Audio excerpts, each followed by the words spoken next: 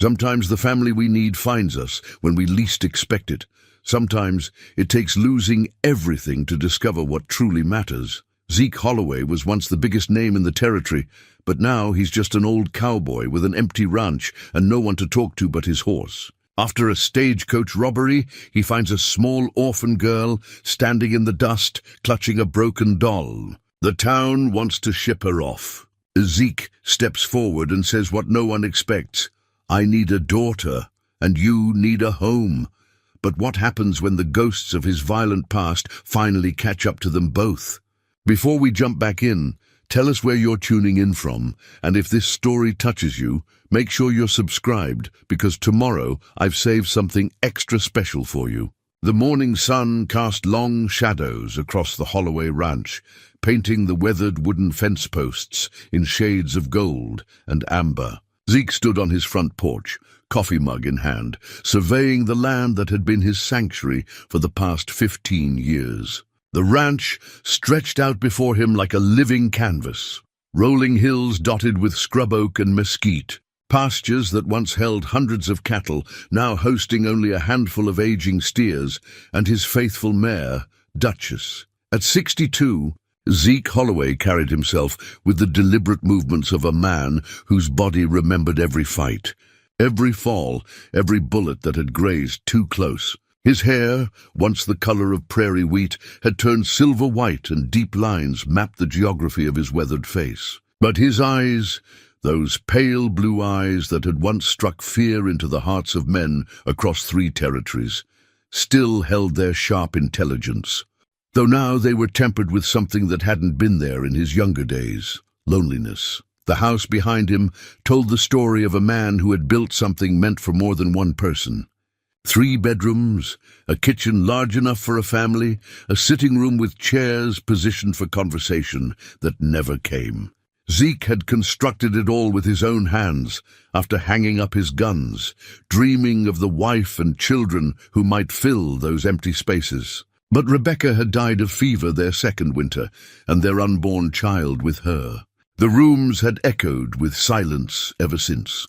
On the mantel above the cold fireplace sat a worn Colt .45, its handle smooth from years of use, its barrel reflecting the morning light that streamed through dust-moated windows. Zeke hadn't touched that gun in over a decade, but he couldn't bring himself to put it away completely.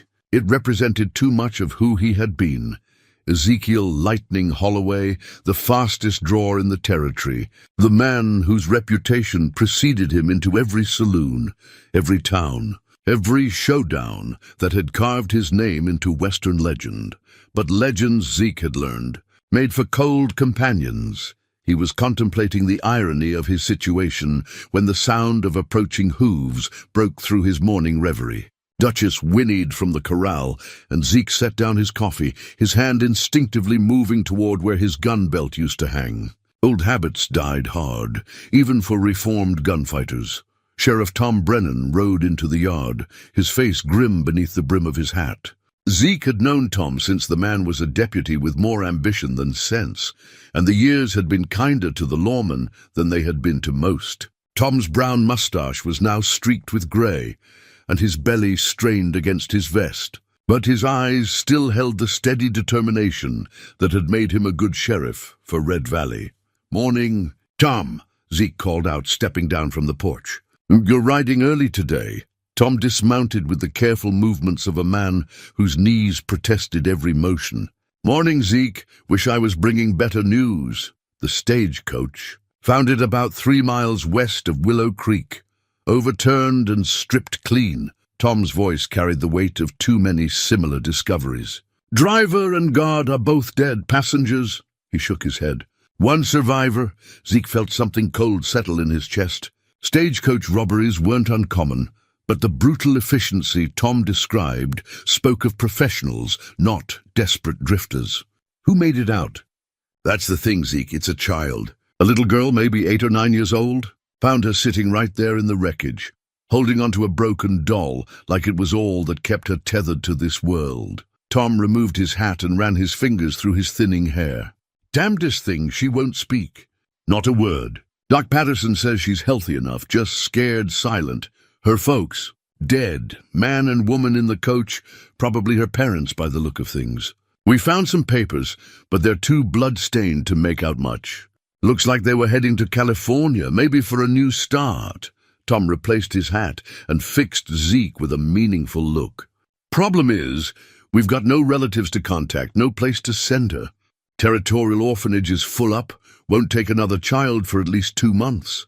Zeke nodded slowly, understanding the unspoken request. Red Valley was a small town, with big hearts but limited resources. When tragedy struck, the community pulled together. But a traumatized orphan child required more than good intentions. Mrs. Patterson's been looking after her since yesterday, Tom continued. But Martha's got her hands full with her own brood. And frankly, Zeke, this little one needs someone with patience. She's not just scared, she's angry. Threw a plate at Doc Patterson's head this morning when he tried to examine her. Despite himself, Zeke almost smiled. Spirit was something he could understand and respect. What's her name? Near as we can figure, it's Birdie. That's what she had sewn into her dress. Property of Birdie McCready. Mac and Annie McCready, those were probably her folks' names on the papers. Birdie McCready. The name suited what Tom had described. Something small and fierce, built for survival. I'll hitch up the wagon, Zeke said quietly. Tom blinked in surprise. Zeke, you don't have to. Child needs a place to stay. And I've got plenty of room. Zeke's voice carried a finality that Tom recognized from the old days, when Lightning Holloway made a decision and hell itself couldn't change his mind. Besides, you said she's got fight in her. I respect that. The ride into town was quiet, filled with the rhythmic creaking of wagon wheels and the steady clip-clop of Duchess's hooves on the dusty road. Zeke found his mind wandering to the little girl waiting in Red Valley, wondering what kind of strength it took for a child to survive what she had seen. He remembered his own childhood, the way tragedy could either break a person or forge them into something stronger. He hoped, for Birdie McCready's sake, that she was made of stern stuff. Red valleys spread out before them as they crested the hill overlooking the town, a collection of weathered buildings arranged along a main street that had seen better days. The general store, the saloon, the church, the doctor's office, all connected by boardwalks and dust, and the shared understanding that out here, people looked after their own. Doc Patterson's house sat at the end of Main Street, a 2-story structure that served as both home and medical practice. Martha Patterson met them at the front door, her graying hair escaping from its bun and her apron stained with evidence of a morning spent wrangling children. "Zeke Holloway," she said, surprise and relief mingling in her voice. "Tom said you might be willing to help, but I hardly dared hope. Where is she?" Martha's expression grew troubled. "Upstairs in the spare room. She hasn't come down since yesterday evening, and she won't let anyone but me bring her food. Even then, she only picks at it." She lowered her voice. "Zeke, I have to ask, are you sure about this? Taking care of a child is different from anything you've done before." Zeke considered the question seriously. Martha was right, of course. He knew nothing about raising children, especially traumatized ones. His life had been built around solitude, routine, and the kind of quiet that came from having no one else to consider. But standing there in Martha's doorway, he thought about the empty rooms in his house. The conversations he held with Duchess because she was the only living thing that listened. The way silence had become both his comfort and his prison. "I reckon we'll figure it out as we go," he said finally. Martha studied his face for a long moment, then nodded. "She's in the blue room at the top of the stairs. I'll come up with you. She might be more comfortable if I make the introductions." The stairs creaked under their combined weight as they climbed to the second floor. Martha knocked gently on a door painted the color of summer sky and spoke in the soft tone she reserved for her youngest patients. "Birdie, honey, there's someone here I'd like you to meet." Silence. Martha tried the handle and found it unlocked. She opened the door slowly, revealing a small room furnished with a narrow bed, a washstand, and a rocking chair by the window. Sunlight streamed through gingham curtains, illuminating dust motes that danced in the still air. On the bed sat the smallest, most defiant-looking child Zeke had ever seen. She couldn't have weighed more than 60 pounds soaking wet, but she held herself like a general preparing for battle. Her dark hair hung in tangled waves around a heart-shaped face dominated by enormous brown eyes that seemed to take in everything and trust nothing. In her arms, she clutched the broken doll Tom had mentioned, a china-faced creation whose dress was torn and whose left arm hung at an unnatural angle. "Birdie," Martha said gently, "this is Mr. Holloway. He has a ranch not far from town, and he's offered to let you stay with him for a while." Those dark eyes fixed on Zeke with an intensity that reminded him of cornered wildcats he'd encountered in his younger days. She didn't speak, but her grip tightened on the damaged doll, and Zeke could practically see her calculating distances to the window, the door, any possible escape route. He lowered himself slowly into the rocking chair, keeping his movements deliberate and non-threatening. When he spoke, his voice carried the same gentle tone he used with spooked horses. "Hello, Birdie. I'm Zeke." He nodded toward the doll in her arms. "What's your friend's name?" Still no response, but he caught a flicker of something. Surprise, maybe, that he'd acknowledged the doll as a friend rather than a toy. "I've got a friend too," he continued conversationally. "Her name's Duchess, and she's the prettiest mare in 3 counties. Smart as paint, that one. Sometimes I think she understands me better than most people do." Birdie's eyes remained fixed on his face. But Zeke sensed she was listening. "The thing about Duchess," he said, settling back in the chair and making himself comfortable, "is that she's particular about who she trusts. Can't say I blame her. She's had some rough treatment in her time. But once you earn her respect, she's loyal as the day is long." Martha started to speak, but Zeke raised a gentle hand, his attention never leaving Birdie's face. "I've got plenty of room at my place," he said simply. "Good food, warm bed, and all the quiet you could want. Duchess might like the company too. She gets lonely sometimes, just like people do." He paused, then added, "And if you decide you don't like it, we'll figure out something else. No one's going to force you to do anything you don't want to do." For a long moment the room held its breath. Then slowly, Birdie McCready nodded once. It wasn't much, but it was a beginning. The wagon ride back to the ranch passed in complete silence, broken only by the creak of leather and wood and the steady rhythm of Duchess's hooves. Birdie sat beside Zeke on the wooden seat, her broken doll clutched tight against her chest. Those dark eyes taking in everything, the rolling hills, the distant mountains, the way shadows moved across the landscape as clouds drifted overhead. She hadn't spoken a word since leaving Doc Patterson's house, but Zeke could feel her presence like a small, tense spring coiled tight beside him. When they reached the ranch, Zeke helped her down from the wagon with the same careful movements he'd use around a skittish colt. She stood in the yard looking up at the house with an expression he couldn't quite read. The building seemed enormous compared to her small frame. 2 stories of weathered wood and honest craftsmanship, with a wide porch that wrapped around 3 sides and windows that caught the afternoon light like watchful eyes. "Well," Zeke said quietly, "this is home." That first night was a study in cautious circling. Birdie accepted the spare bedroom. On the first floor, the one Zeke had always imagined might someday hold a child, but she kept. The door cracked open and positioned herself, where she could see both the window and the hallway. She ate the simple supper he prepared with mechanical efficiency, neither enjoying nor rejecting the food, just consuming what was necessary for survival. When bedtime came, she disappeared into her room without a word, and Zeke heard the soft scrape of furniture being moved. He didn't investigate, understanding instinctively that she was building her own sense of security in whatever way she could manage. It was near midnight when her screams woke him.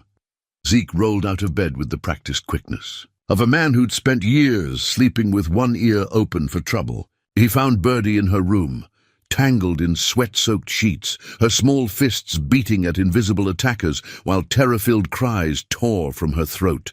"Mama! Mama, where are you? Don't leave me. Don't leave me!" "Birdie." His voice cut through the nightmare, firm but gentle. "Birdie, you're safe. You're here with me."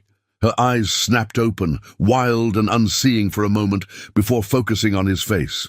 She jerked upright, pressed herself against the headboard, breathing hard. "You were dreaming," he said, keeping his distance, but staying close enough that she could see him clearly in the moonlight streaming through her window. "You're safe now." "They're all gone," she whispered, the first words she'd spoken since arriving. Her voice was small and broken, like something precious that had been dropped and shattered. "They're all gone, and they're not coming back." Zeke's chest tightened. "I know, little one. I know. The bad men came, and Mama tried to hide me, but there was too much noise and too much red, and—" Her words dissolved into quiet sobs that seemed to come from somewhere deeper than her small body should have been able to contain. He moved slowly, telegraphing his intentions, and sat on the edge of her bed. "Can I tell you something, Bertie?" She nodded, wiping her nose on the sleeve of the nightgown Martha Patterson had provided. "A long time ago, I lost someone important to me, too. Her name was Rebecca, and she was going to be my wife. When she died, I thought the hurt would kill me. Thought maybe I wanted it to." Bertie's crying had quieted to sniffles, but her attention was complete. "But you know what I learned. The people we love don't really leave us, not completely. They stay here." He touched his chest gently. "In the memories we keep and the lessons they taught us. Your mama and papa, they're still with you in all the ways they made you strong and smart and brave." "I'm not brave," Bertie whispered. "I was scared and I hid and I couldn't help them." "Being scared doesn't mean you're not brave," Zeke said firmly. "Brave means being afraid and doing what needs to be done anyway. You survived, Bertie. That took courage." She considered this, her small face serious in the moonlight. "Will the bad men come here?" The question hit Zeke like a physical blow, not just for its innocence, but for the implications it carried. In his experience, stagecoach robberies were usually crimes of opportunity, desperate men taking what they could and disappearing into the wilderness. But Bertie's terror suggested something more systematic, more personal. "What did they look like?" he asked gently. "There were 3 of them. One had a scar right here." She traced a line down her left cheek. "And he wore a red bandana. Another one was real tall and thin, like a scarecrow. But the worst one," she shuddered. "The worst one had mean eyes, and he knew Papa's name. He said Papa had something that belonged to them." Zeke felt ice form in his veins. This wasn't random violence, this was targeted, personal. Someone had hunted the McCready family specifically. "Did you hear anything else?" "Any names?" Bertie shook her head. "Papa told me to hide under the seats and not come out no matter what. But I could hear them talking, and the mean one kept saying Papa was a liar and a thief, and that they were going to make him pay." The pieces of a larger picture began forming in Zeke's mind, and none of them painted a reassuring scene. If Bertie's father had been involved with dangerous men, if he'd taken something that didn't belong to him, then his daughter might still be in danger. The kind of men who would murder an entire family for revenge didn't usually leave loose ends. "Bertie," he said carefully, "did your papa ever mention anyone named McGraw? Or anyone called Cutter?" Her eyes widened with recognition. "Cutter McGraw." Papa used to have bad dreams, and he'd say that name. Mama would tell him that Cutter McGraw couldn't hurt us anymore, that we were safe. Her voice dropped to a whisper. "But we weren't safe, were we?" Cutter McGraw. Zeke hadn't heard that name spoken aloud in over 15 years, but it still had the power to make his blood run cold. McGraw had been the most vicious outlaw in the territory during Zeke's gunfighting days. A man who took pleasure in others' pain and collected grudges like some men collected stamps. If McGraw was involved in the McCready murders, then Bertie was in more danger than anyone had realized. "Listen to me," Zeke said, his voice taking on the steel edge that had once made grown men step aside. "I want you to promise me something. If you ever see strangers around the ranch, if anyone comes asking questions about you or your family, you come find me immediately. Don't talk to them, don't try to be polite. You run and you find me. Can you do that?" Bertie nodded solemnly. "Are you going to send me away?" The question caught him off guard. "What? No, why would you think that?" "Because I'm dangerous now. Bad men are looking for me, and good people don't want to get hurt because of someone else's trouble." The matter-of-fact way she said it broke his heart. How many adults had failed this child for her to understand such harsh truths at so young an age? "Let me tell you something about good people," Zeke said firmly. "Real good people don't abandon children just because there might be trouble. They face the trouble together." He looked directly into her eyes. "I'm not sending you anywhere, Birdie McCready. You're safe here and you're staying here. That's a promise." For the first time since he'd met her, Birdie smiled, a small, fragile thing, but genuine. "Thank you," she whispered. "Now try to get some more sleep. And Birdie, if the bad dreams come back, you call for me. That's what family does. We look after each other." She settled back under her covers, still clutching her broken doll. "Zeke, what's your friend's name?" "The doll, I mean." "Her name's Charlotte," Birdie said softly. "Mama made her for my birthday last year. Charlotte's a fine name. She looks like she's been through some adventures." Papa said broken things can still be beautiful. He said sometimes the cracks are what let the light in. Zeke felt something shift in his chest, a loosening of tension he hadn't even realized he'd been carrying. "Your papa sounds like he was a wise man." He was. "And Zeke, I think Charlotte likes you. She doesn't usually like strangers, but she hasn't tried to hide since we got here." As Zeke returned to his own room, his mind was already working through possibilities, contingencies, and preparations. If Cutter McGraw was truly involved in this, then trouble was coming, whether they wanted it or not. The old gunfighter in him began calculating fields of fire, escape routes, and defensive positions around the ranch.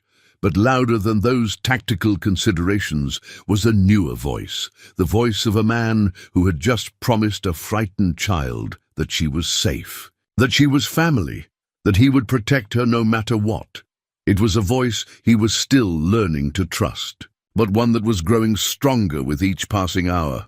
Outside, the wind whispered through the trees, carrying with it the scent of approaching rain and the faint sound of hoofbeats in the distance. Too far away to be certain, but close enough to make an old gunfighter check his weapons one more time before trying to sleep. The morning after Birdie's nightmare brought with it a peculiar kind of awkwardness that Zeke had never encountered before. He stood in his kitchen, staring at the meager contents of his pantry, beans, hardtack, coffee, and jerky, and realized that his bachelor fare might not be suitable for a growing child. The revelation that he needed to actually feed someone other than himself felt monumentally overwhelming. Birdie appeared in the kitchen doorway like a small ghost, still wearing Martha Patterson's borrowed nightgown, her hair a tangle of dark waves that stuck up at impossible angles. She clutched Charlotte to her chest and regarded him with those enormous brown eyes that seemed to see everything. "Morning," Zeke offered, his voice rusty with uncertainty. "Morning," she replied quietly, then added, "I'm hungry." The simple statement sent a bolt of panic through him. "Right, food. Of course you're hungry." He opened and closed several cabinet doors, as if the act of looking might somehow generate more appealing options. "How do you feel about beans?" Birdie wrinkled her nose. "For breakfast?" "Well, Zeke stopped himself, realizing how ridiculous he must sound. "You know what? Let's go to town. We'll get you some proper food and maybe some clothes that actually fit." An hour later, they were rattling down the dusty road toward Red Valley in Zeke's wagon. Birdie perched beside him, wearing the same dress she'd arrived in, a blue calico thing that had seen better days and hung loose on her small frame. She'd insisted on bringing Charlotte, arranging the broken doll carefully in her lap, like precious cargo. The general store occupied the busiest corner of Main Street, its wide windows displaying everything from farming tools to bolts of fabric. As they approached, Zeke noticed the way conversations stopped, how heads turned to follow their progress. Small towns thrived on gossip, and the sight of Lightning Holloway with a child was apparently the most interesting thing to happen in Red Valley for quite some time. Inside the store, Mrs. Henderson looked up from arranging a display of canned goods, her face brightening with curiosity. "Well, good morning, Mr. Holloway, and this must be the little one everyone's talking about." Birdie pressed closer to Zeke's side, suddenly shy in the face of adult attention. He rested a gentle hand on her shoulder. "This is Birdie," he said simply. "We need some supplies, food suitable for a child, and maybe some proper clothes." Mrs. Henderson's expression softened as she took in Birdie's appearance. "Of course, dear. Let's see what we can find." She came around the counter, moving with the practiced efficiency of a woman who'd been outfitting frontier families for 30 years. "What size would you say she is?" Zeke realized he had absolutely no idea. Clothing sizes for children were as foreign to him as ancient hieroglyphs. "Well, about a size 6, I'd say," Mrs. Henderson mused, studying Birdie with an expert eye. "And we'll want something practical. This is working ranch country." She bustled toward the back of the store, calling over her shoulder, "I've got some lovely pieces that came in just last week. Good sturdy fabric, well made." While Mrs. Henderson gathered clothing options, Zeke guided Birdie toward the food section. "What kinds of things do you like to eat?" "Mama used to make biscuits with honey," Birdie said wistfully. "And sometimes she'd fry eggs with potatoes."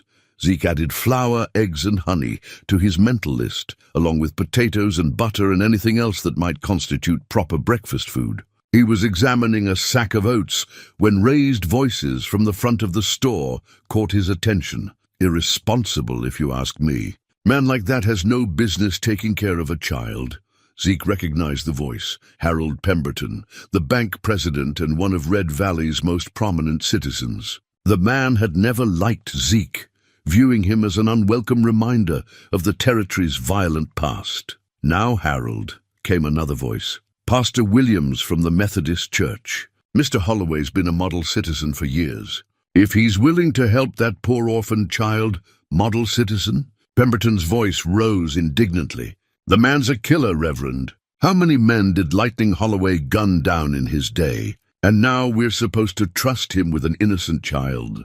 Zeke felt Birdie's hand slip into his, small fingers gripping tight. Her face had gone pale, and she looked up at him with something like fear in her eyes. "Am I in trouble?" she whispered. "Are they going to take me away?" "No," Zeke said firmly, his voice carrying enough steel to cut glass. "No one's taking you anywhere."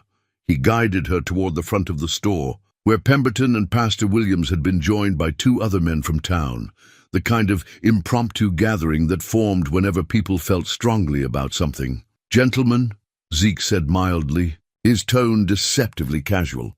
Pemberton turned, his face flushed with righteousness. "Holloway, we were just discussing your situation.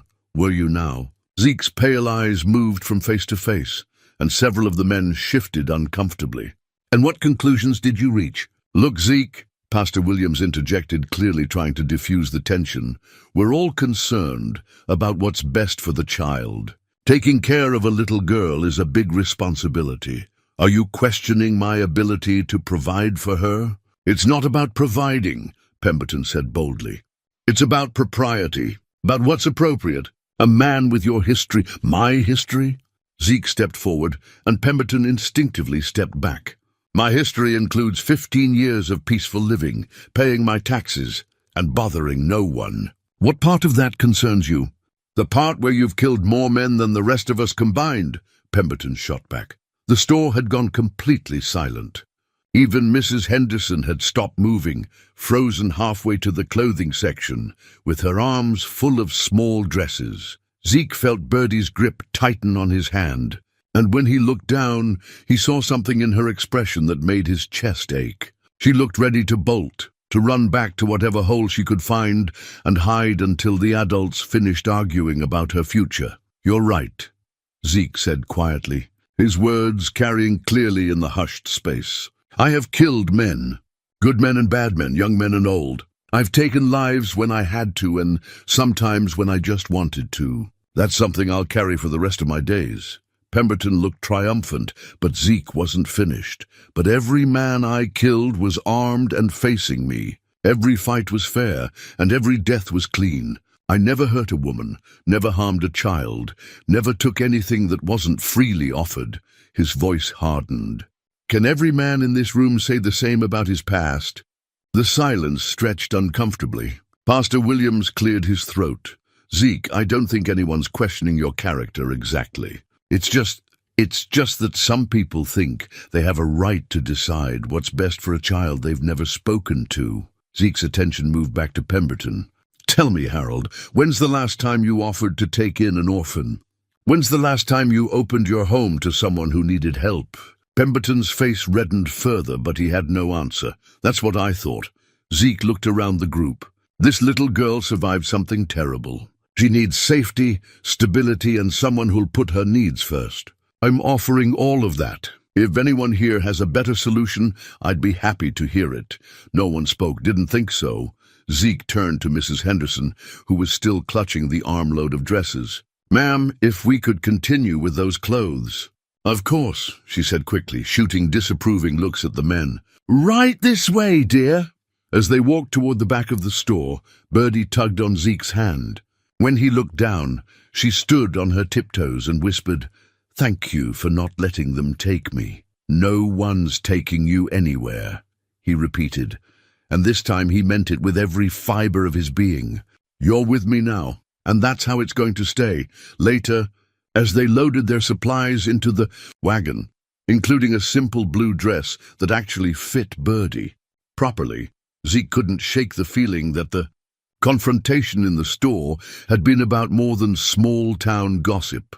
Word would spread about their conversation, and not everyone who heard it would be friendly, but as he helped Birdie into the wagon and saw her small smile when she smoothed her new dress, he knew he'd made the right choice. Whatever challenges lay ahead, they'd face them together.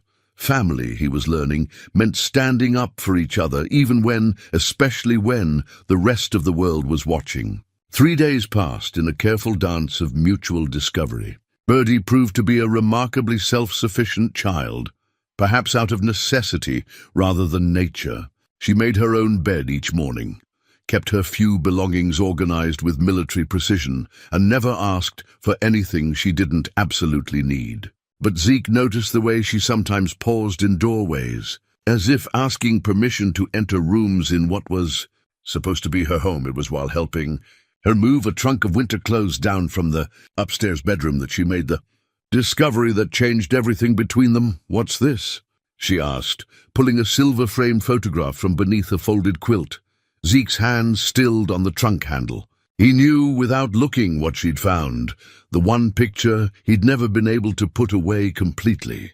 Despite how much it hurt to see it, the photograph showed a younger Zeke, with his arm around a woman whose smile could have lit up the darkest winter day. Rebecca had been petite, with fair hair and laughing eyes, and in the picture she rested her hand on the gentle swell of her pregnant belly. They'd taken the photograph just weeks before the fever claimed them both. That's Rebecca, he said quietly, settling onto the edge of the bed beside Birdie.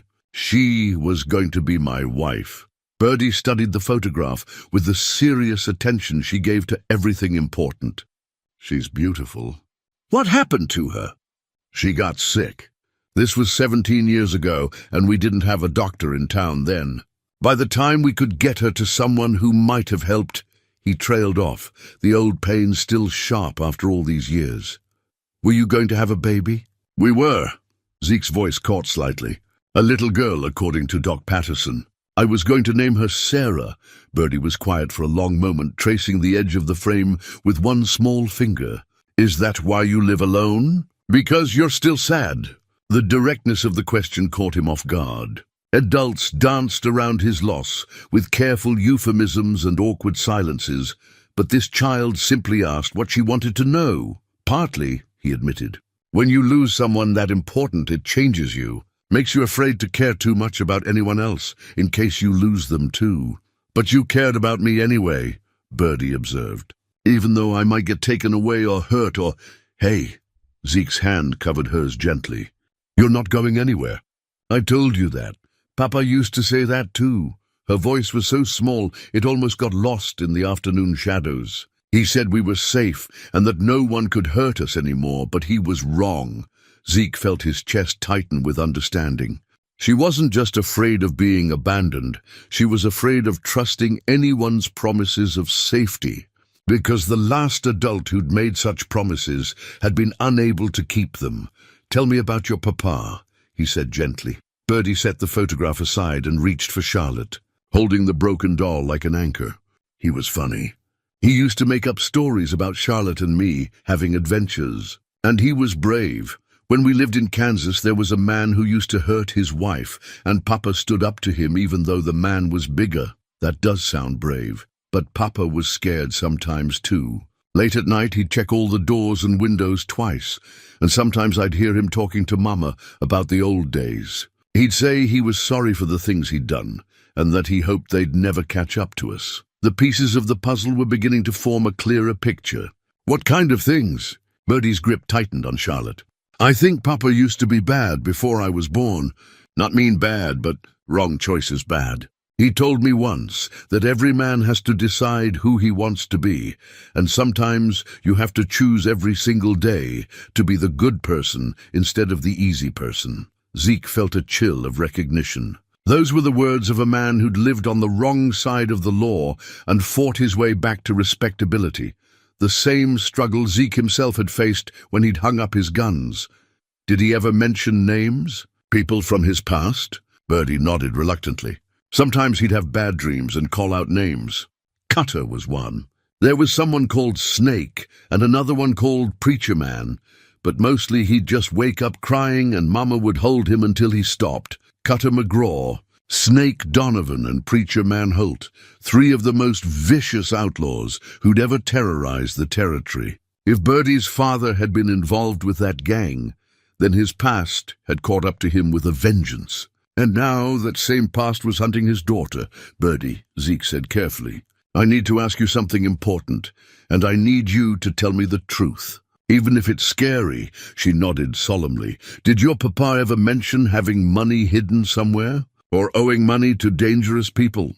Her eyes widened with recognition and fear. How did you know? Because I think I knew your papa a long time ago. Before he was your papa, when he was someone else. Did you know him when he was bad? The question hung between them like a loaded gun. Zeke realized that his answer would determine not just Birdie's understanding of her father, but her trust in him as well. I knew Mac McCready, he said finally. He rode with Cutter McGraw's gang for about 2 years, back when I was in the business of stopping men like them. Birdie's face went very still.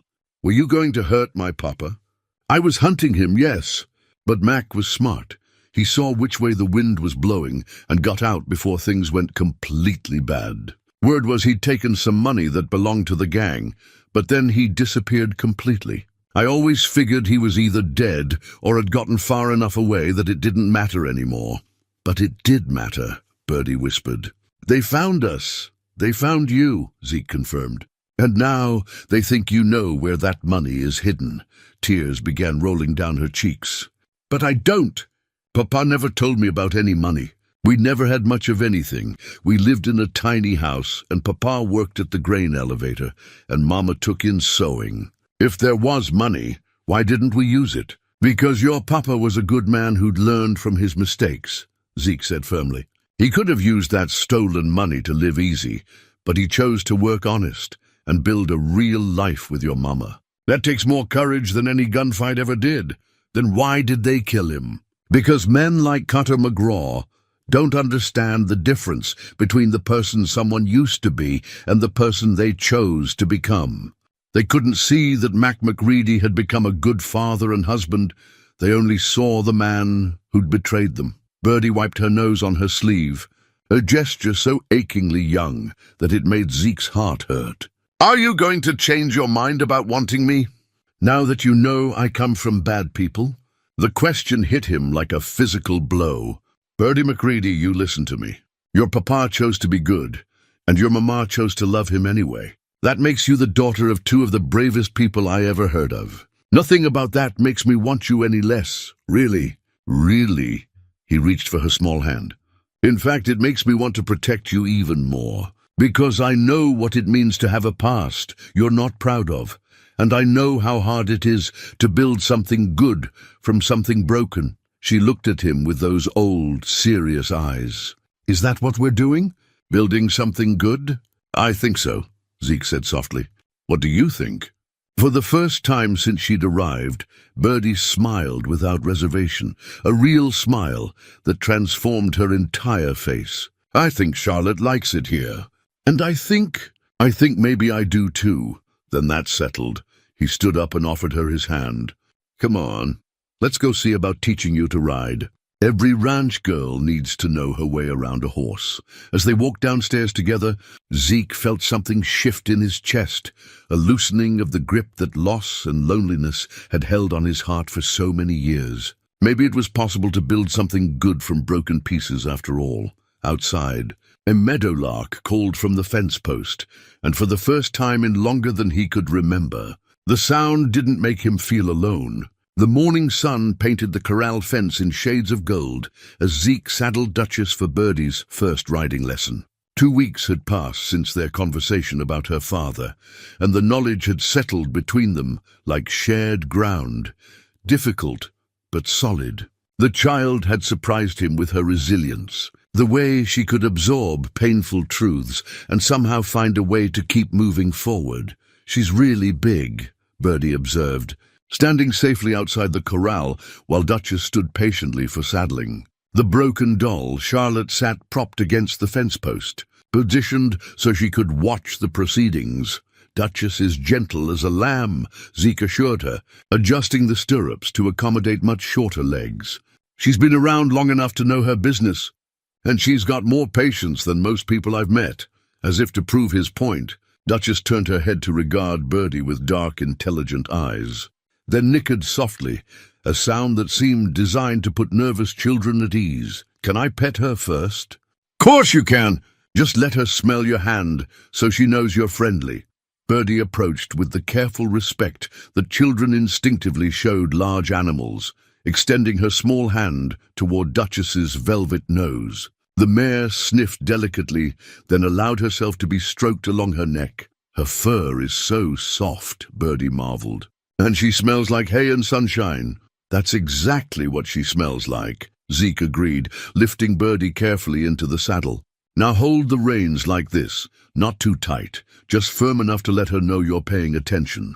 For the next hour, they worked together in the quiet morning air. Duchess seemed to understand that she carried precious cargo, keeping her pace to a gentle walk, while Birdie learned the rhythm of sitting a horse. By the end of the lesson, the child was beaming with accomplishment. "Did you see how she listened to me when I asked her to stop?" Birdie called out as Zeke led them around the corral one final time. "I saw. You're a natural. Can we do this every day?" "Every day you want to." He lifted her down from the saddle, noting how she automatically checked to make sure Charlotte was still watching from her perch on the fence post. "But right now I think Duchess has earned some oats and a good brushing." They were grooming the mare together, Birdie standing on a wooden crate to reach Duchess's back when the sound of approaching riders reached them. Zeke's hand stilled on the curry comb, old instincts immediately alert.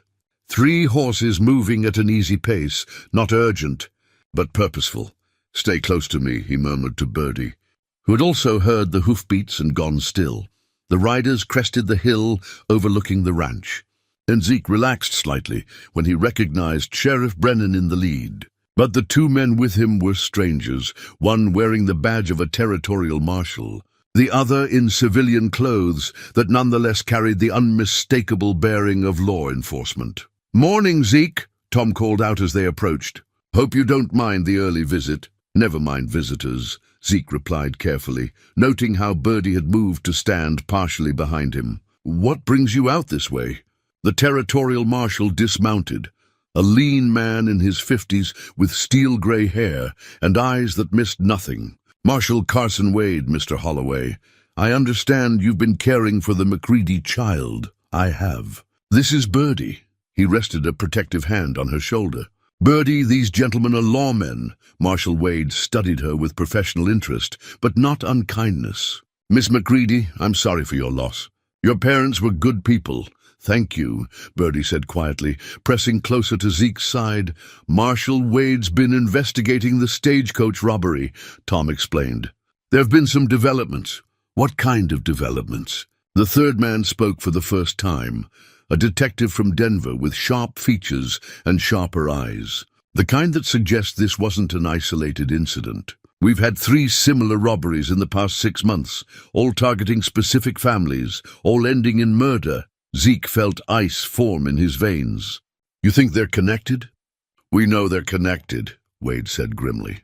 Same methods, same brutality, same complete lack of survivors, except he glanced meaningfully at Birdie. In this case, why are you telling me this? Wade and the Denver detective exchanged looks. Because we have reason to believe the McCready family was targeted specifically, and that the people responsible might come looking for what they think the child knows. Birdie's hand slipped into Zeke's, small fingers gripping tight. I already told Papa's secrets to Zeke, she said, with the kind of directness that made adults uncomfortable. I don't know about any hidden money. Hidden money? Wade leaned forward, suddenly more interested. Zeke made a quick decision. If these men were going to protect Birdie, or if they represented a threat, he needed to know everything they knew. Mac McCready used to ride with Cutter McGraw's gang, he said bluntly. Word was he took something when he left. Birdie doesn't know anything about it, but McGraw's people think she might. The 3 lawmen exchanged significant looks. You didn't mention you knew about McCready's past, the Denver detective said to Tom. I didn't know. Tom replied honestly. Zeke, how long have you known? Figured it out after talking to Birdie about her father's nightmares. Mac McCready was small-time compared to McGraw, followed orders, kept his mouth shut, never caused unnecessary trouble. But when he left, Zeke shrugged. Gang money has a way of disappearing with the people who know where it's buried. Marshal Wade nodded grimly. $20,000 in gold coins, taken from a bank job in Colorado Springs. McGraw's been hunting that money for 15 years, and now he thinks an 8-year-old child knows where it is, Zeke said, his voice hardening. We think McGraw's getting desperate, the Denver detective added. He's not a young man anymore, and territorial law enforcement has been closing in on his operation. That money represents his chance to disappear permanently, so what are you proposing to do about it? Wade looked directly at Birdie, his expression serious but gentle. Miss McCready, we'd like to offer you protection. There's a safe house in Denver where you'd be— No. Birdie's voice was small but absolute. I understand you're frightened. But no, she repeated, this time looking up at Zeke. I want to stay here. This is my home now. Wade's expression softened. Child, I know this is scary, but— Marshal, Zeke interrupted quietly, could I have a word with you? Privately. The lawmen followed him a few steps away from Birdie, who immediately went to collect Charlotte from the fence post and hold her close. That little girl has lost everything once already, Zeke said, his voice low but carrying absolute conviction. I'm not letting you take her away from the first place she's felt safe since her parents died. Mr. Holloway, we appreciate what you've done for her, but this is a matter of a child who needs stability, not more upheaval. Zeke's pale eyes moved from face to face. You want to catch McGraw? Use me as bait. Let word get out that I'm protecting her, that I know what her father told her. McGraw will come here, and when he does, I'll be ready. You're talking about using yourself and the child as— I'm talking about making a stand on ground of my choosing with time to prepare, instead of spending the rest of our lives running from shadows. Zeke's voice carried the steel edge that had once made grown men back down from fights. I've faced worse than Cutter McGraw, gentlemen. And this time, I've got something worth fighting for. Marshal Wade studied him for a long moment. You know what you're asking? I know exactly what I'm asking. The question is, are you going to help me protect her, or are you going to force me to do it alone? After a moment, Wade nodded slowly. What do you need? From across the yard, Birdie's clear voice carried on the morning breeze. Charlotte says she likes it here too. Papa Zeke. She says this feels like home. Papa Zeke. The words hit him like a physical blow. Unexpected. Overwhelming and absolutely right. I need time to prepare, he said quietly, his eyes never leaving the small figure clutching her broken doll. And I need you to trust that some things are worth fighting for, no matter what the cost. The 3 lawmen exchanged looks, and Marshal Wade nodded grimly. We'll give you what support we can. But Mr. Holloway, when McGraw comes, and he will come, you make sure that child survives it. Whatever else happens, she survives. She will, Zeke said with absolute certainty. That's a promise. As the lawman rode away, Birdie approached with Charlotte clutched in her arms. Are they going to make me leave? No, Zeke said firmly, kneeling to her level. No one's making you leave. This is your home and I'm your... He paused, the word feeling both foreign and perfectly natural on his tongue. I'm your papa now, if that's what you want. She threw her small arms around his neck with such fierce joy that it nearly knocked him over. That's what I want, she whispered against his shoulder. That's what I want more than anything. Holding her close, Zeke gazed out at the hills surrounding his ranch and began mentally cataloguing defensive positions, fields of fire, and escape routes. Cutter McGraw was coming. He could feel it in his bones. But this time, Lightning Holloway would be ready. And this time, he had someone worth dying for. The wanted poster appeared nailed to the general store's message board on a Tuesday morning, its edges already curling from the desert heat. Mrs. Henderson found it when she opened the store, and by noon, half the town had gathered to stare at the faded photograph and the bold text beneath. Wanted, Ezekiel Lightning Holloway, 500 reward, dead or alive. Word reached the ranch by way of young Tommy Patterson, Doc's eldest boy, who rode out with the breathless excitement of someone carrying momentous news.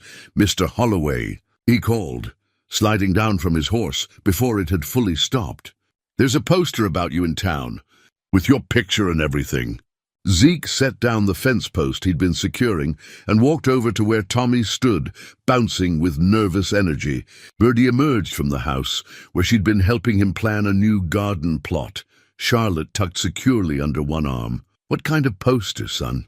A wanted poster. It says you're Lightning Holloway, and there's money for bringing you in. Tommy's eyes were wide, with the kind of awe reserved for legends come to life. Is it true? Are you really Lightning Holloway? Birdie moved closer to Zeke, her free hand slipping into his. Papa Zeke used to be famous, she said matter-of-factly. But that was a long time ago. Famous for what? Tommy asked. For being the fastest gun in 3 territories, Zeke said quietly. And for things I'm not proud of anymore. Tommy looked like Christmas had arrived early. How many men did you really kill? Was it 100? More than that? Tommy? Zeke's voice carried a warning that made the boy step back. Those aren't stories for young ears, and they're not something to be proud of. But you're like a hero from the dime novels. I'm nothing like those heroes, Zeke said firmly. Real gunfighting isn't heroic, son. It's ugly and final, and it leaves scars that never heal. Any man who tells you different is lying or trying to sell you something. Tommy's face fell, but he nodded respectfully. Yes, sir. But what about the poster? Who put it up? That was the question that had ice forming in Zeke's chest. Wanted posters for men like him didn't appear randomly. Someone had paid to have them printed and distributed. Someone who wanted the whole territory to know that Lightning Holloway was alive and had a price on his head. I need to ride into town, he told Birdie. You stay here with Charlotte and keep the doors locked until I get back. I want to come with you. Not this time, little bird. This is grown-up business, her face set in the stubborn expression he was learning to recognize. If people are putting up posters about you, then it's my business too. We're family now, remember? Family sticks together. The simple truth of it hit him like a physical blow. She was right. They were family now, and family meant facing troubles together, not hiding from them. All right, he said finally. But you stay close to me, and if I tell you to do something, you do it without argument. Understood. Understood, Papa Zeke. The ride to town was tense, filled with the weight of unspoken possibilities. As they approached Red Valley, Zeke could see clusters of people gathered along Main Street, their conversations animated and urgent. The wanted poster had clearly created quite a stir. They tied up outside the general store, and Zeke could feel eyes following their every movement. The poster was exactly where Tommy had said it would be, prominent among notices for church socials and cattle auctions. The photograph was old, at least 15 years, showing a younger Zeke with harder eyes and a gunfighter's cold expression. But it was unmistakably him, and the reward offer was legitimate enough to make desperate men take chances. Is that really you? Birdie asked, studying the image. That's who I used to be. You look angry. I was angry. At the world, at God, at myself. Anger was easier than admitting I was scared and lonely and didn't know how to be anything but what I was. Sheriff Brennan appeared at Zeke's shoulder, his face grim. Showed up sometime during the night. Professional job, good paper, clear printing. Someone paid real money to have these made? Any idea who? Got my suspicions. 3 strangers rode through yesterday, asking questions about you and the girl. Description matches some of McGraw's known associates. Zeke felt his blood chill. They were here in town?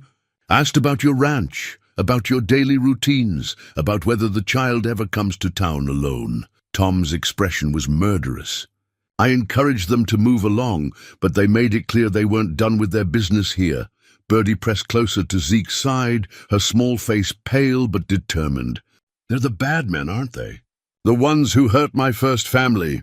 Probably, Zeke admitted, seeing no point in lying to her anymore. But they're not going to hurt this family. I won't let them, Mr. Holloway. The voice came from behind them, and Zeke turned to see Harold Pemberton approaching with several other townsmen in tow. The bank president's face held an expression of righteous vindication. I think we need to talk. I don't think we do. The town council has been discussing this situation, Pemberton continued, gesturing toward the poster. Having a wanted man in our midst puts the entire community at risk. And having him care for a child, well, that's just unconscionable. That poster's 15 years old, Harold. The man it describes doesn't exist anymore. A killer doesn't just stop being a killer because time passes, Pemberton declared. And now you've brought your violent past right to our doorstep. Those men yesterday, they were asking about all of us, Mr. Holloway. Our families, our businesses, our children. You've made targets of innocent people. Murmurs of agreement rippled through the small crowd that had gathered. Zeke could see fear in their faces, the kind of fear that made people do stupid things in the name of safety. What are you proposing? He asked quietly. The child should be placed with a proper family, and you should leave Red Valley. Tonight, if possible. Take your troubles with you and let decent people live in peace. No, Birdie's voice was small, but carried clearly in the tense air. I won't go with anyone else. Papa Zeke is my family now. Child, you don't understand. I understand fine. Her grip on Charlotte tightened, and she stepped slightly in front of Zeke in a gesture so protective it made his chest ache. Papa Zeke chose to take care of me when nobody else wanted to. He makes me feel safe and teaches me things and calls me his little bird. The bad men are coming because of my real papa, not because of him. The child doesn't know what she's saying, one of the other men interjected. She's been influenced. The child knows exactly what she's saying. The new voice belonged to Pastor Williams, who had appeared at the edge of the crowd. And she's showing more Christian charity than the rest of us combined. Reverend, surely you can't support... I support a man who took in an orphaned child when she had nowhere else to go, Pastor Williams said firmly. I support a man who spent 15 years living peacefully among us, harming no one and asking nothing in return. And I support the idea that people can change, that redemption is possible, and that a man should be judged by his recent actions, not his distant past. But the danger exists whether Mr. Holloway stays or goes, the pastor continued. Those men yesterday made it clear they're hunting the child, not him. At least with him, she has someone willing to fight for her. Sheriff Brennan nodded grimly. Reverend's right. This is about Mac McCready's stolen money, not about Zeke's past. Running won't solve anything. It'll just leave Birdie defenseless when they catch up. Then what do you suggest? Pemberton demanded. Zeke looked down at Birdie, who was still standing protectively in front of him, then at the faces of the townspeople around him. Some showed fear, others curiosity, a few displayed genuine concern. These were good people caught in bad circumstances, and they deserved better than to have violence come to their community because of his choices. I suggest, he said quietly, that anyone who doesn't want to be involved in what's coming should take their families and leave town for a few days. Visit relatives, take that trip you've been planning, find somewhere else to be until this is settled. And you. Zeke's hand settled gently on Birdie's shoulder. I'm staying. This is my home now, and this is my daughter. If trouble's coming, it's going to find me ready for it. You're going to fight them. I'm going to protect what's mine, Zeke corrected. However, that needs to happen. As the crowd began to disperse, people muttering among themselves as they headed home to make their own decisions about staying or leaving. Birdie looked up at him with those enormous brown eyes. Are you scared, Papa Zeke? He considered lying, then decided she deserved the truth. Yes, little bird. I'm scared, but not of them. I'm scared of losing you. And that's why we're going to win, because love makes you stronger. Because love makes you fight harder, he corrected gently. And sometimes, that's all the advantage you need. As they walked back to the wagon, Zeke was already planning defensive positions, calculating odds and preparing for war. But Birdie's small hand in his reminded him that this wasn't about violence or revenge or settling old scores. This was about family. And family was worth fighting for, no matter what the cost. It was while packing Birdie's few belongings into a traveling bag, a precaution in case they needed to leave quickly, that she made the discovery that changed everything. Papa Zeke, she called from her bedroom, her voice carrying a strange note of confusion. Charlotte's broken worse than I thought. He found her sitting on her bed, the china doll in her lap, staring at something she'd pulled from inside the doll's stuffed body. Through a tear in the fabric that he'd assumed was just damage from the stagecoach attack, Birdie had found a small leather pouch, yellowed with age, and carefully sewn into the doll's torso. What is it? She asked, holding the pouch out to him. Zeke took it with hands that had begun to tremble, already suspecting what he might find. The leather was soft with age, and inside he could feel the hard edges of folded papers and something small and metallic. He opened the drawstring and carefully extracted the contents. 2 items, a folded piece of paper covered in Mac McReady's careful handwriting, and a small silver locket that looked like it had been made for a child. That's mine, Birdie said softly, pointing to the locket. Papa gave it to me for my 6th birthday, but I lost it and cried for hours. He said he'd help me look for it, but we never found it. Zeke opened the locket with careful fingers. Inside, where he might have expected to find a miniature photograph, was instead a tiny, precisely drawn map. The landmarks were rendered in minute detail: a distinctive rock formation, a dead tree with 3 trunks, a creek bed that curved like a snake, and at the center, marked with a small X, was what could only be the location of buried treasure. He didn't lose it, Zeke said quietly. He took it and hid this inside. Hid what inside? A map. To where he buried the money he took when he left McGraw's gang. Birdie's eyes widened. So there really was money? Papa really did steal it? Looks like it. Zeke unfolded the letter, recognizing Mac's neat handwriting from wanted posters he'd seen years ago. And he left you a message. The letter was dated 3 years earlier, when Birdie would have been 5 years old. My dearest Birdie, if you are reading this, then the past has caught up to me, and I am gone. I pray you are safe, and in the care of someone who loves you as much as your mother and I do. I need you to know the truth about your papa, even if it's ugly. I was not always a good man. Before you were born, I rode with dangerous men and did terrible things. I stole money, $20,000 in gold coins, from a bank where innocent people worked. I told myself it was just business, that the bank was insured, that no one would really be hurt. But I was wrong. A night watchman died in that robbery, shot by Cutter McGraw when the old man tried to sound the alarm. His name was Henry Garrett, and he had grandchildren your age. I took that blood money and ran, but I couldn't bring myself to spend it. Every coin was stained with Mr. Garrett's death, and every time I looked at it, I saw his face. So I buried it and tried to build a clean life with your mother. We were poor, but we were happy, and that felt like a kind of redemption. I know Cutter will come looking for that money eventually. Men like him never forget a debt, and $20,000 is enough to kill for. I'm leaving you this map, not because I want you to have dirty money, but because it might be the only thing that can save your life. If the worst happens, if Cutter finds you, this map might be enough to buy your freedom.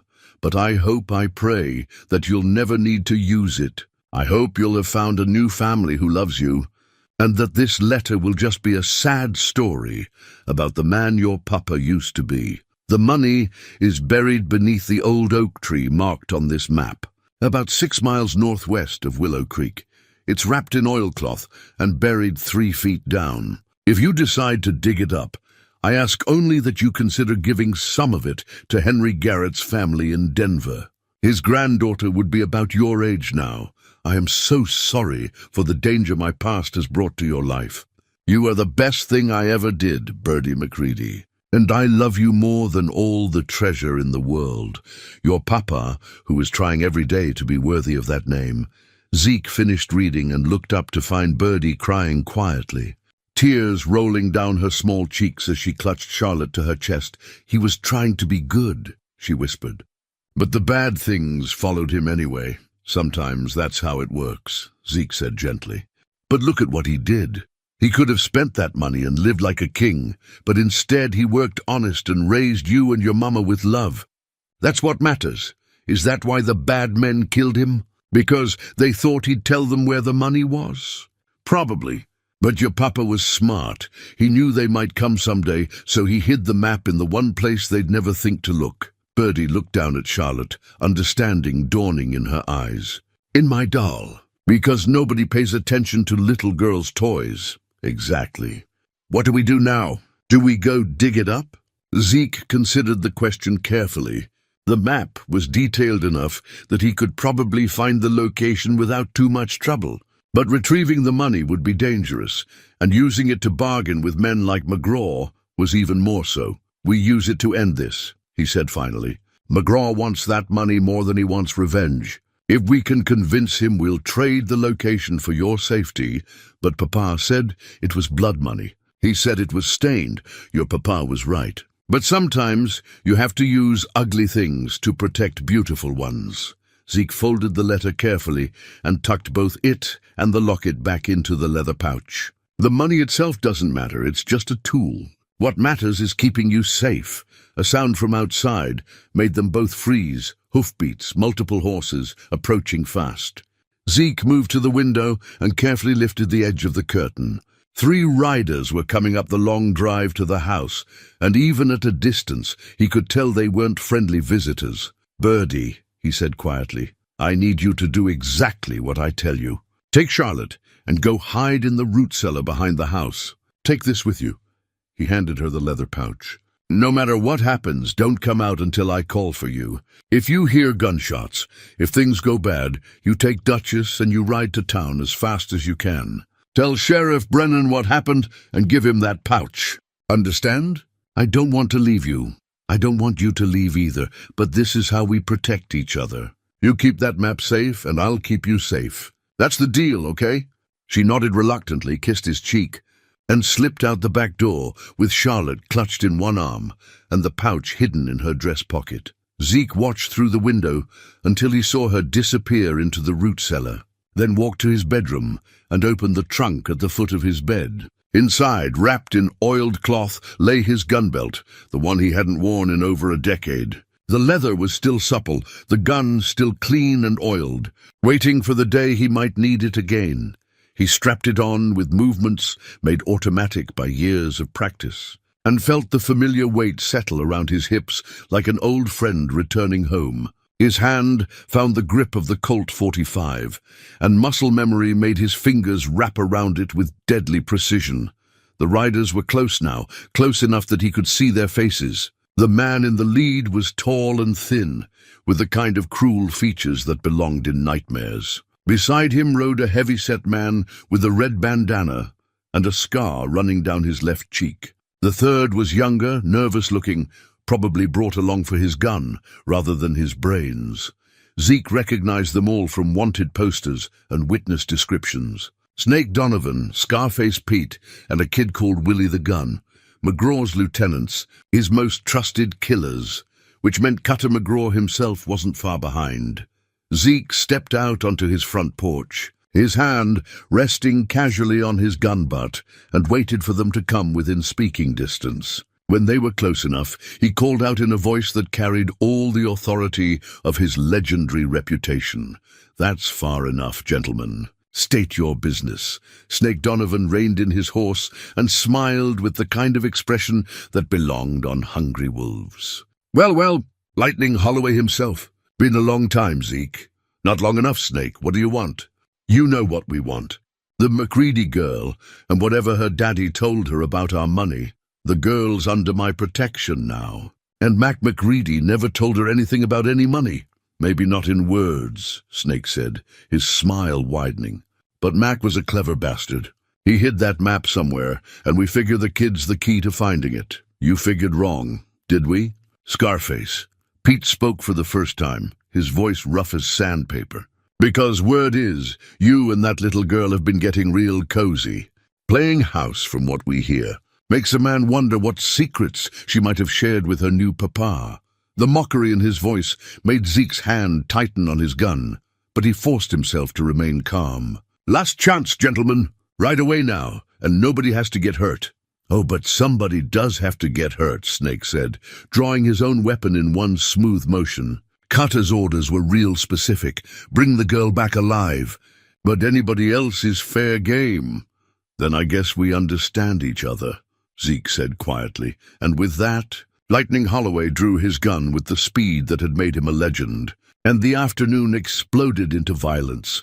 From the root cellar, Birdie heard the gunshots and pressed her face against Charlotte's hair, tears streaming down her cheeks as she prayed harder than she'd ever prayed in her young life for the man who'd become her father to survive what was happening outside. The gunfight lasted exactly 17 seconds. When the smoke cleared, Snake Donovan lay motionless in the dirt, his gun unfired beside his outstretched hand. Scarface Pete had managed to get off one wild shot before Zeke's bullet found its mark, and Willie the gun had tried to run, only to catch a .45 slug between the shoulder blades before he made it 20 yards. Zeke stood on his porch, his smoking Colt still in his hand, and felt the familiar mixture of satisfaction and revulsion that always followed gunplay. 3 men were dead because they'd chosen to threaten his daughter, and he felt no remorse for their deaths, only the bone-deep weariness that came from returning to a part of himself he'd hoped to leave buried forever. "Birdie," he called. "It's safe now, little bird. You can come out." She emerged from the root cellar like a small, frightened ghost. Charlotte clutched tight against her chest, and her eyes wide with shock at the scene of carnage in their front yard. "Are they dead?" she whispered. "Yes. Are you hurt?" "No, baby. I'm fine." He holstered his gun and knelt to gather her into his arms, holding her close while she trembled against his shoulder. "But this isn't over. These were just McGraw's advanced scouts. He's still out there somewhere, and he'll be coming soon." "How do you know?" "Because men like Cutter don't do their own dirty work unless they have to. He sent these 3 to test my defenses, to see how good I still am with a gun." Zeke's voice was grim. "Now he knows." They spent the rest of the afternoon preparing for siege.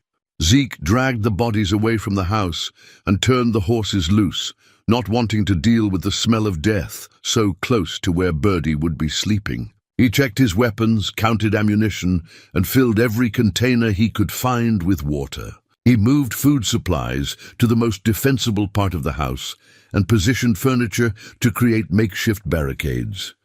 Most importantly, he and Birdie practiced the escape plan he'd been developing since Marshal Wade's visit. If things went badly, she was to take Duchess and ride hard for the canyon to the north, where he'd shown her a hidden cave that would provide shelter until help arrived.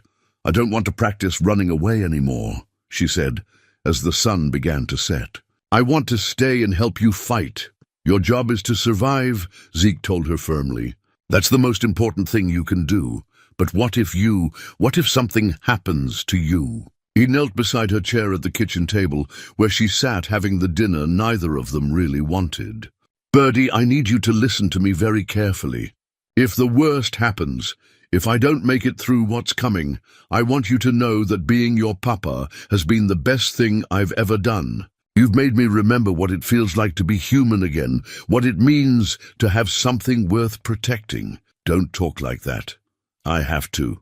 Because if something happens to me, you need to know what to do next. You take that map and you ride to Denver. You find Marshall Wade and you give him everything. The map, your papa's letter, all of it. Tell him you want the money to go to Henry Garrett's family, just like your real papa wanted. I don't care about the money. Neither do I. But it's the only way to make sure you're truly safe. Once McGraw knows the location, once he has what he's been hunting all these years, he won't have any reason to hurt you. Birdie pushed her plate away, her small face set in the stubborn expression he'd come to know well. I've already lost one, Papa. I'm not losing another one. The simple declaration hit him like a physical blow. He pulled her into his arms and held her tight, breathing in the scent of her hair and feeling the fierce protectiveness that had become the center of his world. You're not going to lose me, he promised. I've got too much to live for now to let some old outlaw take me down. But even as he said the words, Zeke knew the odds they were facing. Cutter McGraw had built his reputation on being thorough, ruthless, and patient. He would come with overwhelming force, and he would be prepared for anything Zeke might throw at him.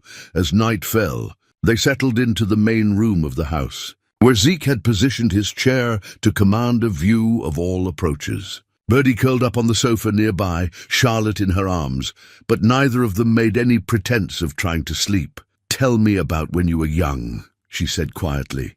"Before you were Lightning Holloway, what were you like?" The request surprised him. In all his years of solitude, no one had ever asked him about his childhood, about the boy he'd been before violence shaped him into something harder.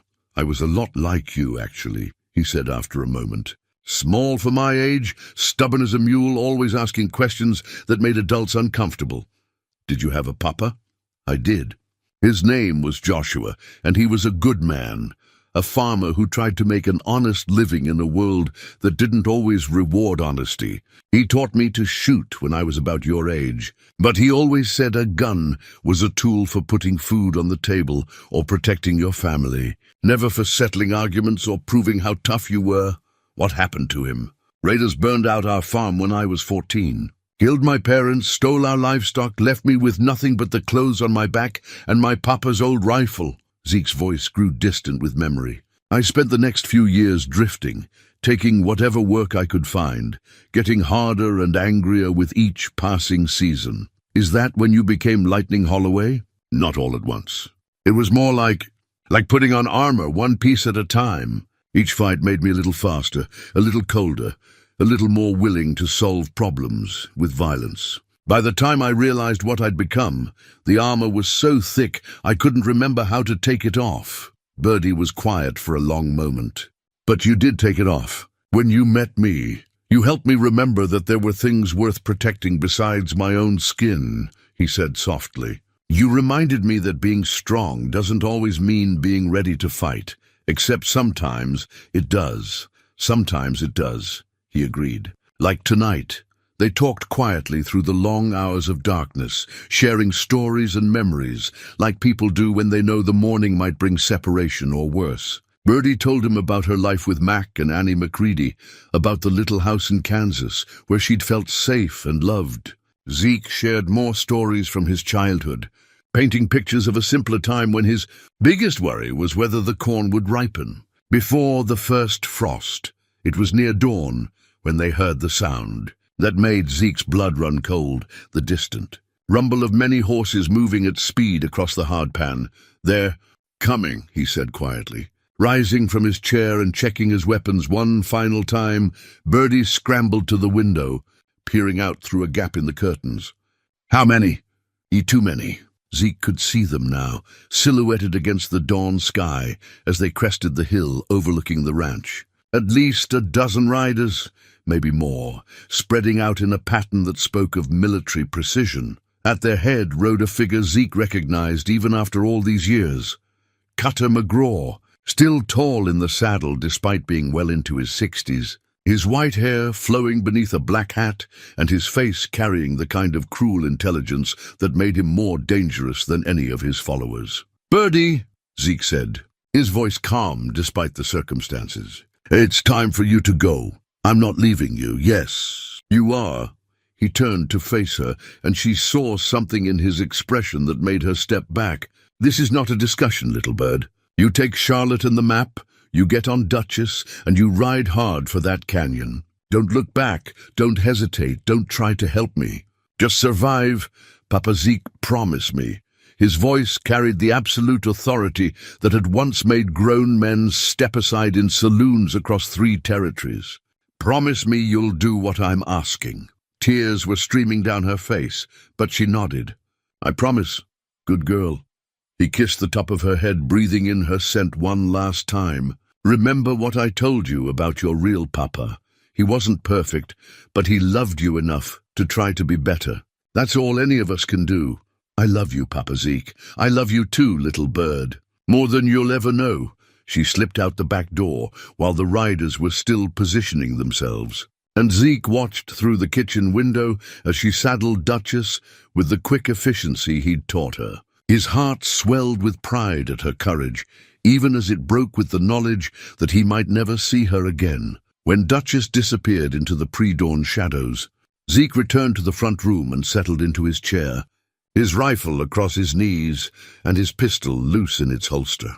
Whatever happened next, Cutter McGraw would learn that some legends died harder than others. Outside, a voice called out across the yard, "Cultured patient," carrying the kind of confidence that came from holding all the advantages. "Lightning Holloway. I believe we have some business to discuss." Zeke stepped onto his porch, his weapons ready, and prepared to face the ghost of his violent past one final time. "Let's get this done, Cutter," he called back. "I've got better things to do today than listen to an old outlaw run his mouth." McGraw's laughter carried clearly in the still morning air. "Oh, my friend, I think you're going to find today very educational indeed. Shall we begin?"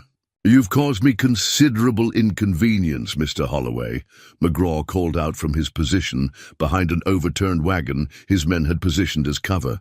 15 years I've been hunting that money, and it turns out the key was in the hands of a child all along. The only thing in that child's hands was a broken doll, and more courage than you'll ever possess," Zeke replied, his rifle trained on the wagon. "If you want something from me, Cutter, come and take it like a man instead of hiding behind your boys." McGraw's laughter was sharp and cold. "Oh, but I'm not hiding, my friend. I'm simply being practical. You see, I know exactly who you are, or rather who you were.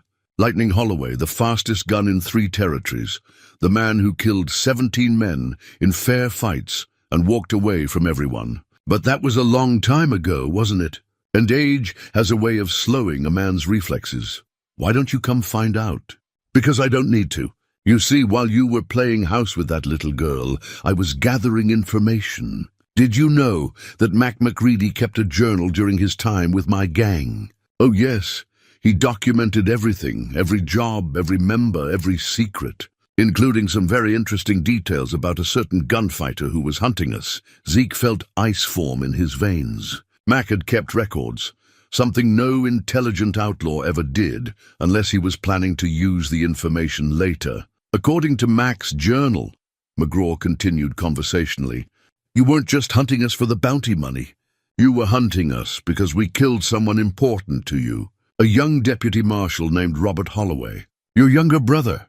The words hit Zeke like physical blows. He'd never spoken of Robert to anyone, never shared the real reason he'd turned from honest work to hunting men for money. His brother had been fresh out of law school, eager to bring justice to the frontier, when McGraw's gang had gunned him down outside a bank in Colorado Springs. "But here's the truly delicious irony," McGraw called out, his voice carrying cruel satisfaction. "Mac McReady was the one who pulled the trigger. Your little girl's precious papa was the man who murdered your brother." Zeke's world tilted on its axis. Everything he thought he knew about Mac, about Birdie, about the twisted path that had brought them all together, suddenly took on a different meaning. The man he'd been hunting for Robert's murder had ended up becoming the father of the child Zeke now loved more than his own life. "I can see you're processing this information," McGraw continued. "Take your time. I imagine it's quite a shock to learn that you've been playing father to the daughter of your brother's killer. Through the chaos in his mind, Zeke forced himself to focus on what mattered. Whatever Mac McReady had done 15 years ago, Birdie was innocent. She was a child who'd lost everything and deserved protection, not punishment for her father's sins. Doesn't change anything, he called back, his voice steady despite the turmoil in his chest. The girl is still under my protection, even knowing what her father did. Even knowing that every time you look at her, you're looking at the daughter of the man who murdered your blood. Especially knowing that, Zeke's voice carried absolute conviction, because that little girl isn't responsible for what her father did, any more than I'm responsible for what mine did. She's innocent, Cutter, and I won't let you hurt her. How touching. But I'm afraid you won't have much say in the matter. McGraw's tone shifted, becoming businesslike. You see, I've taken the liberty of having my men search your property while we've been talking. And what do you suppose they found hidden in your root cellar? Zeke's blood turned to ice. Nothing. There's nothing there. Oh, but there is. A little silver sheriff's badge, tarnished with age and stained with what looks suspiciously like blood. Mac McReady's final insurance policy, I'd guess. Proof of who really killed Deputy Robert Holloway, in case he ever needed to bargain for his life. The badge. Robert's badge. Mac had kept it all these years as some kind of twisted trophy, and somehow it had ended up hidden at the ranch. You see, McGraw continued, Mac was smarter than I gave him credit for. He knew that badge would be worth its weight in gold to the right person. Say, a grieving brother who'd spent years hunting his sibling's killer. He probably planned to use it to buy his freedom someday. A new voice joined the conversation, younger, frightened, but trying to sound brave. Papa Zeke! Zeke's heart stopped. Birdie's voice, coming from somewhere among McGraw's men. She hadn't escaped after all. Somehow they'd caught her. Ah, there's our little treasure now, McGraw said with satisfaction. My men found her trying to sneak away on that pretty mare of yours. She's quite the spirited thing. Bit Tommy's hand when he tried to grab her reins. Let her go, McGraw. This is between you and me. I'm afraid it stopped being between you and me the moment you decided to play daddy to Mac McReady's daughter. You see, Lightning, I've come to collect what's mine, 20,000 in gold coins, and I think this little girl knows exactly where to find it. She doesn't know anything, perhaps, but she has something almost as valuable, motivation. You care about her, which means you'll do whatever it takes to keep her safe, even if it means betraying everything you once stood for. A figure emerged from behind the overturned wagon, and Zeke's heart broke at the sight. One of McGraw's men held Birdie in front of him like a human shield, his arm around her small waist and a gun pressed to her temple. She looked terrified but defiant. Charlotte clutched in one arm and her chin raised with the stubborn courage that had made Zeke love her from their first meeting. Here's what's going to happen, McGraw announced. You're going to put down your weapons and walk out here with your hands up.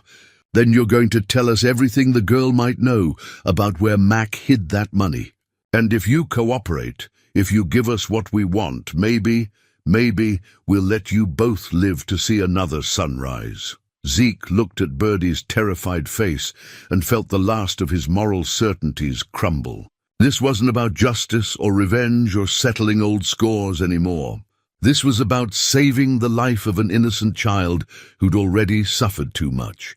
But as he prepared to lay down his weapons and surrender, something caught his eye, movement in the distance coming from the direction of town. Riders, at least half a dozen of them, approaching at full gallop. McGraw had seen them too. Well, it seems your neighbors have decided to join our little party. How unfortunate for them. The riders crested the hill, and Zeke felt a surge of hope.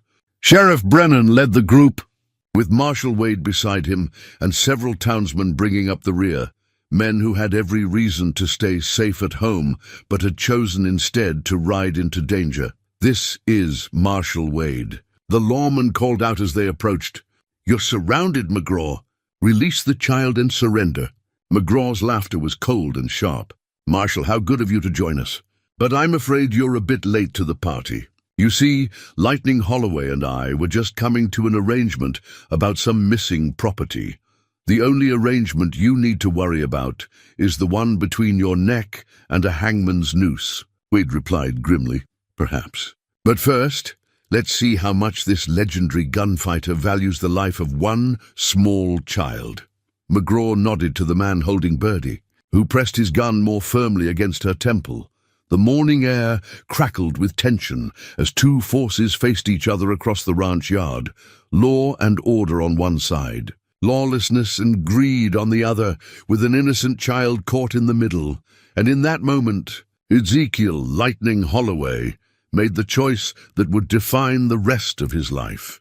Zeke stepped forward, his hands raised but his mind racing through possibilities. 15 years of peaceful living hadn't dulled his tactical instincts. If anything, having something precious to protect had sharpened them. "I'm coming out, McGraw," he called. "But I want to make you an offer first. You're hardly in a position to negotiate, maybe not. But I'm the only one who knows where Mac really hid that money. It was a bluff, but delivered with the confidence of a man who'd spent years making desperate gambles pay off." McGraw's eyes narrowed with interest. "Go on. The map the girl's carrying, it's a fake. Mac was too smart to put the real location in something his daughter might lose or break. He told me the truth before he died, but only after making me promise to protect Birdie. The lie came easily, crafted from years of understanding how men like McGraw thought. Greed was their weakness, and the possibility of being so close to 20,000 in gold would override their caution. You're lying, am I? Then go ahead and kill us both. See how much good that does you when you're standing over our bodies with a worthless piece of paper and no idea where to dig." Behind McGraw, Zeke could see some of his men exchanging uncertain looks. They'd followed their leader this far, but the possibility of losing their payday was making them nervous. "What are you proposing?" McGraw asked finally. "A trade. The girl for the real location. You let her ride away, and I'll take you to the money myself, and trust you to honor the bargain. You'll have me as insurance. If I'm lying, you can take as long as you want killing me. But if I'm telling the truth, you get what you came for and ride away rich men." McGraw considered this for a long moment.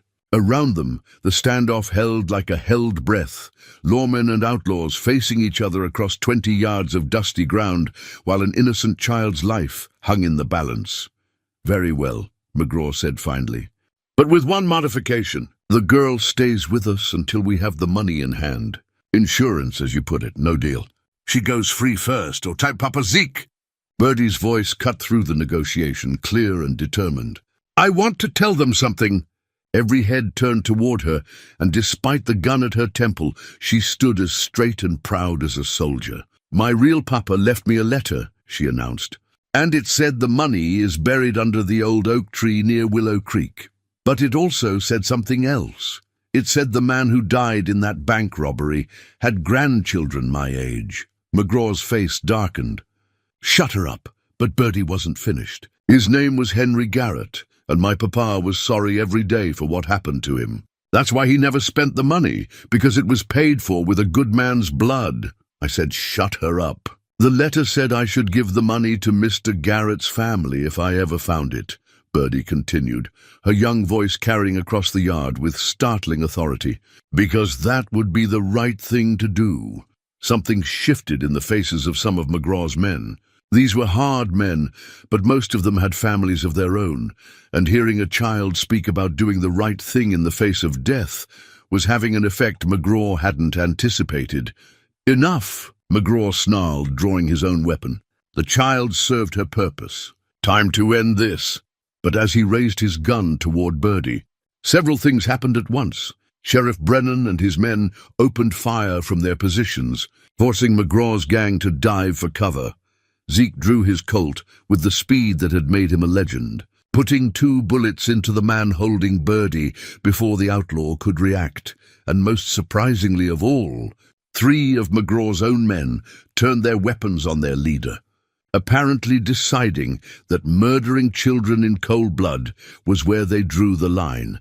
The gunfight that followed was brief but brutal. When the smoke cleared, McGraw lay dead in the dirt along with most of his gang. The few survivors threw down their weapons and surrendered. Their appetite for violence apparently exhausted. Zeke holstered his gun and ran to where Birdie sat in the dust, still clutching Charlotte and staring at the carnage around her with wide, shocked eyes. "Are you hurt?" he asked, kneeling beside her and checking for injuries. "I'm okay," she whispered, "but I was so scared. I thought they were going to kill you. They tried." He gathered her into his arms, holding her close, while his heart slowly returned to a normal rhythm. "But we're safe now, little bird. Both of us." Marshal Wade approached, his face grim but relieved. "It's over, Holloway. McGraw's dead, and his gang's finished. What about the money?" "What about it? Far as I'm concerned, that's between you and the child, and whatever you decide is right." Zeke looked down at Birdie, who was studying him with those serious brown eyes that always seemed to see more than they should. "What do you think we should do?" he asked her. "I think we should do what Papa Mac wanted," she said without hesitation. "Give it to the family of the man who got hurt. Make something good come from something bad, even though it means giving up $20,000. Money can't buy back what we already have," she said, with the kind of wisdom that shouldn't exist in someone so young. "And we already have everything we need." Zeke smiled, feeling a warmth in his chest that had nothing to do with the morning sun. "Yes, little bird, we do." 6 months later, the morning sun painted the Holloway Ranch in shades of gold and promise, just as it had on so many mornings before. But everything was different now, transformed by the presence of laughter echoing from the corral where Birdie was teaching Charlotte, now expertly repaired, with new stuffing and a carefully sewn arm, to ride on the fence rail while Duchess grazed nearby. The legal adoption had been finalized 3 weeks ago, making official what had been true in their hearts since that first day. Birdie McCready was now Birdie Holloway, and the papers sat framed on the mantel next to a new photograph, the two of them standing together in front of the house, his hand on her shoulder, and both of them smiling with the kind of contentment that comes from having found your place in the world. The money had been found exactly where Mac's map indicated, buried beneath the gnarled oak tree in a location that had taken them the better part of a day to locate. True to Birdie's wishes, they'd kept only enough to cover their immediate needs and sent the rest to Henry Garrett's surviving family in Denver. The letter they'd received in return, written in a shaky hand by Garrett's now-grown granddaughter, had thanked them for their kindness and forgiveness, and had included a photograph of the old man surrounded by his family. It now sat on Zeke's desk as a reminder that redemption was possible, even for old sins. "Papa Zeke," Birdie called from the corral. "Come watch. I taught Charlotte a new trick."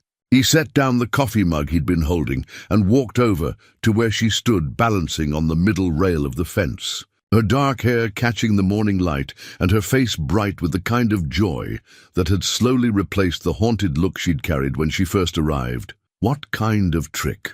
he asked, settling onto the fence beside her. "Watch." She positioned Charlotte carefully on the top rail, held her steady for a moment, then let go. The doll promptly fell over backward into the corral, landing in a small pile of hay. "Very impressive," Zeke said seriously. "Though I think Charlotte might need more practice with her balance. She's still learning," Birdie explained, climbing down to retrieve her doll. "But she's getting braver every day." Papa Mac used to say brave wasn't about not being scared. It was about being scared and doing the right thing anyway. Your Papa Mac was a wise man. "Both my papas are wise men," she corrected, climbing back up beside him. "Though you're better at making pancakes, I should hope so. I've had more practice." They sat in comfortable silence for a while, watching Duchess crop grass and listening to the meadowlarks call from the pasture. It was the kind of peaceful morning that Zeke had once taken for granted during his years of solitude, but now treasured as a gift. "Are you sad that Lightning Holloway is gone forever?" Birdie asked suddenly. The question caught him off guard.